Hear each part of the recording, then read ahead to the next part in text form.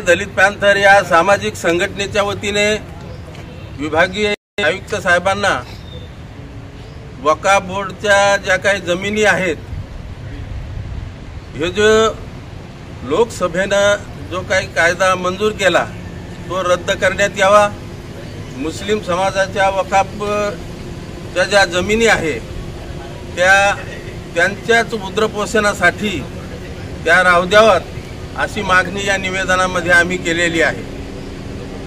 आपल्याला माहित असेल की वक्फ बोर्डाच्या जमिनी ज्या आहेत ह्या कायदा करून या केंद्र सरकारनं रिटर्न घेण्याचं काम या मुस्लिम समाजावर फार मोठा अन्याय आहे।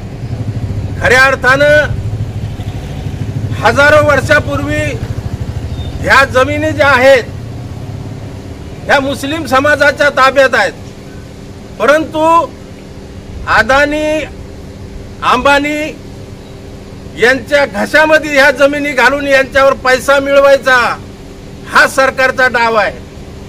अहो, यांना कुठलंच काही पुरत नाही।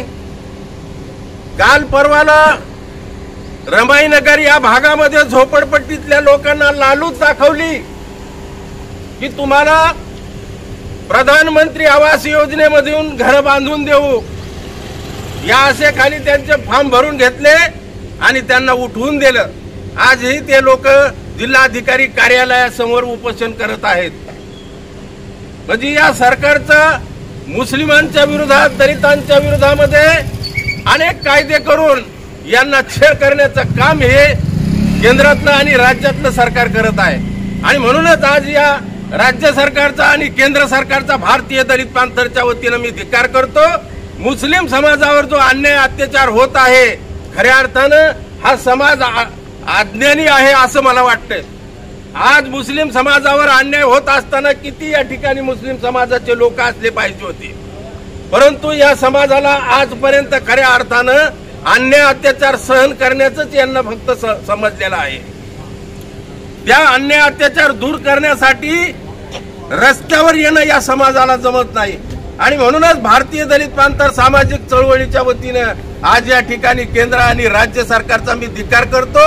आणि जर हा कायदा रद्द नाही केला, भारतीय दलित पॅंथरच्या वतीने संपूर्ण मराठवाडाभर जन आंदोलन छेडण्यात येईल असा इशाराही या प्रशासनाला आम्ही देत आहोत।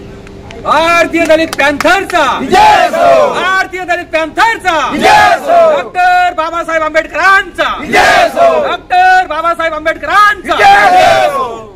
वक्फ कायदा रद्द झालाच पाहिजे, वक्फ कायदा रद्द झालाच पाहिजे, वक्फच्या जमिनी मुस्लिमांना मिळाल्या पाहिजे, वक्फच्या जमिनी मुस्लिमांना मिळाल्या पाहिजे, और मिळत कशा नाही, मिळाल्या पाहिजे, मिळत कशा नाही, मिळाल्या पाहिजे। डॉक्टर बाबासाहेब आंबेडकरांचा विजय असो, डॉक्टर बाबासाहेब आंबेडकरांचा विजय असो, भारतीय दलित पॅंथरचा विजय असो, भारतीय दलित पॅंथरचा विजय असो। आज भारतीय दलित पॅंथर या सामाजिक संघटनेच्या वतीने विभागीय आयुक्तांना निवेदन देऊन इशारा देण्यात आलेला आहे की वक्फ बोर्ड हे विधेयक जे केंद्र शासनाने मंजूर केलेलं आहे हे एक प्रकारचा तो घाला घालण्याचं काम हे केंद्र शासन करत आहे।